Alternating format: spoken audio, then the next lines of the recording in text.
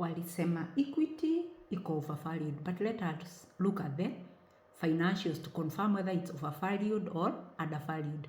If you look at the just recent published audited financial statement of equity, where I tell you this one, you get them under any company that is listed in Nairobi Security Exchange. If you go under their website, under investors relations, you're going to get their published book, and that's why I got this under equity group holdings. These are their audited account. You go under the balance sheet or the statement of financial possession. That's where you get the total assets minus total liabilities, which is equals to total equity. In other words, to get the book value per share, you get the total assets of a company minus total liabilities divided by the number of shares outstanding or issued. In this case, if you go under equity, we concentrate in year 2025. 2024 is just there for comparison to see whether there is growth or decline. So 2025, the total assets of equity was 1.970 billion and the total liabilities are 1.644 billion. So 1.970 billion minus 1.644 billion, you get a figure of around 326 billion, which is the difference. Then this figure you divide by the number of shares which are outstanding, and the number of shares outstanding for equity is 3.77 billion. If you don't know this figure of the shares outstanding, you can Google it, and the Google will give you the total outstanding shares as at today, instead of going through all these reports to check for them, though they are supposed to be somewhere in this website. Then, but now here, there's something interesting under equity. There is this something they are calling non-controlling interest of 16,599.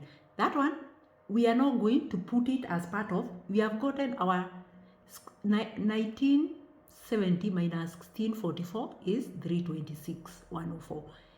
For other cases, we could have taken that 326,104 divided by 3.77 billion to get the book value per share of equity. But now there is this something we are calling non-controlling interest.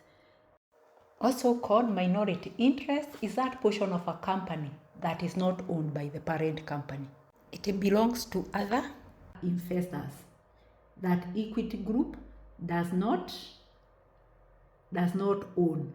So if you go somewhere like DRC Congo, they own, I think, around 80%. 15% belong to another investor, maybe an institution, a government. I don't have who is there. But there are places where the equity does not own fully. There are other investors who have invested in equity. And this is what we are calling non-controlling interest. This non-controlling interest does not equal to the equity or the money that is attributable to you as a shareholder. It's the money for that investor. So when you are calculating the book value per share, we go as per the facts which are attributable to you as a shareholder. You who have bought equity, me who have bought equity. What is if equity now was to wind up, how much are we going to get, which is total assets minus total liability?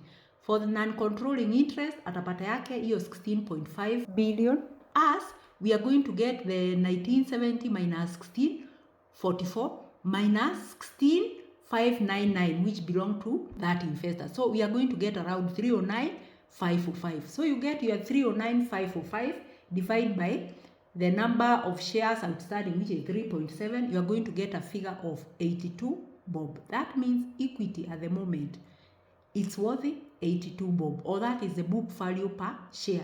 Now compare that with how much equity is trading at the moment. Now back to the market to check how equity was trading. As at yesterday, which was 10th, it was trading up 75. Sorry, the market today is closed. You cannot be able to see the buyers and the sellers because the market is closed.